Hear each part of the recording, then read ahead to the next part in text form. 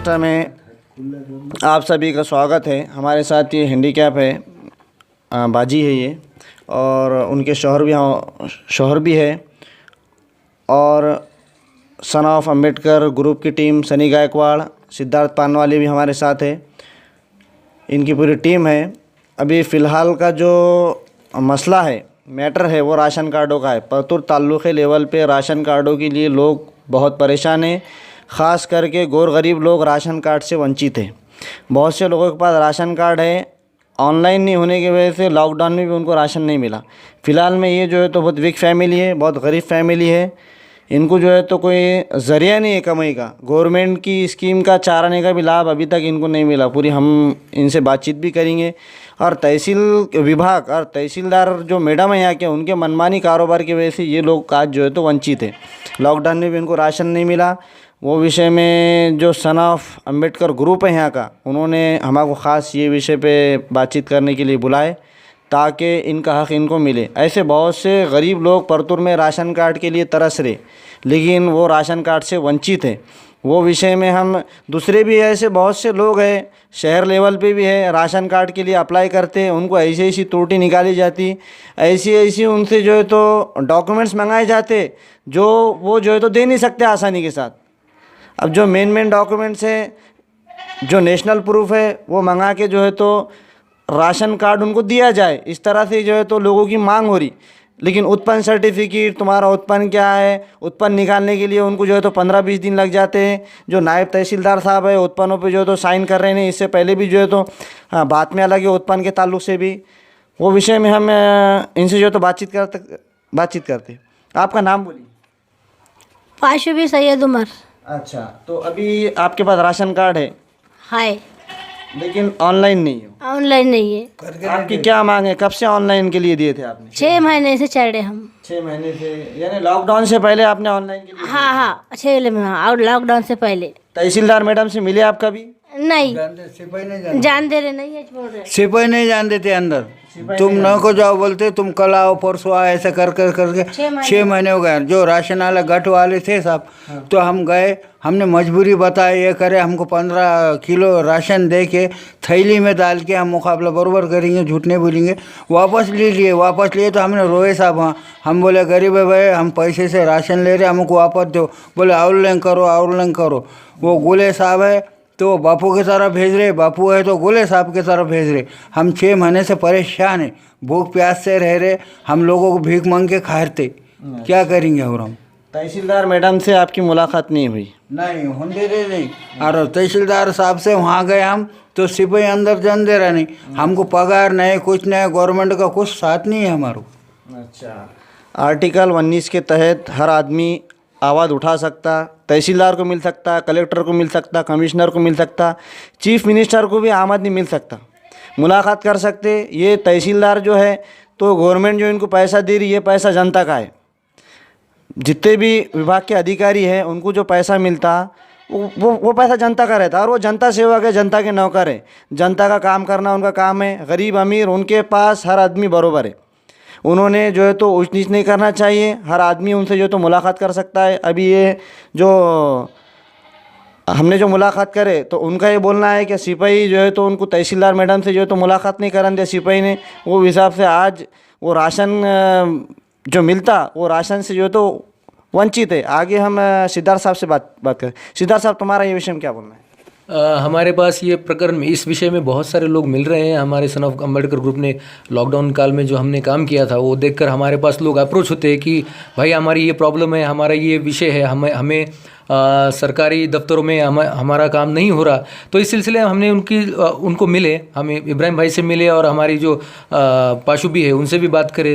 तो उन्होंने बोला, एक वाक़या तो ऐसा है कि राशन की दुकान पर जाने के बाद इन्होंने अपना राशन कार्ड दिखाया और राशन कार्ड वाले ने उनके थैली में डाला हुआ जो राशन था, उसको सिर्फ ऑनलाइन ना होने की वजह से फिर से निकाल कर अपने दुकान में रख दिया। लेकिन ये देखिए बात, ये बहुत ही मतलब ये बात किसी भी जिसका दिल है, जिसका दिमाग जगह पर है, ऐसे इंसान को गुस्सा देने वाला ये विषय है। पाशुबी है जो है तो बचपन से ये हैंडीकैप है, पार्शियली हैंडीकैप्ड है। और उनके जो शौहर है इब्राहिम भाई, तो इनका देखिए, इनकी उम्र देखिए और इन दोनों की उम्र देखिए। ये 50 के पार है उनका, और उनकी जो बीवी है पाशु भी, उनके वो भी 45-46 साल की उम्र में है। इनकी कोई मतलब खुद की संतान नहीं है, और ये जो जगह है, इस जगह में 10 बाई 6 की जगह में अभी ये गुजारा कर रहे हैं। तो ऐसे लोगों की तरफ, वो भी किराए से वहाँ यहाँ रहते हैं, इनका खुद का मकान भी नहीं है। इतने साल होने के बाद अगर किसी ज़रूरतमंद को, सही जो सच्चा ज़रूरतमंद है, अगर उसको अगर न्याय नहीं मिल रहा है सरकार दरबार में, तो फिर ऐसे सरकार दरबार से हम उम्मीद क्या रखेंगे। तो इस विषय में देखिए, अब राशन कार्ड के विभाग में हमारे तरफ जब ये विषय आया तो हमने खुद अपने लेवल पर जांच पड़ताल की, तो हमने देखा कि जहाँ पे डाटा एंट्री का काम होता है, वो डाटा एंट्री का जो ऑफिस है, उस ऑफिस को लगभग मतलब कितने महीनों से उसको ताला लगा हुआ है, हमें भी पता नहीं।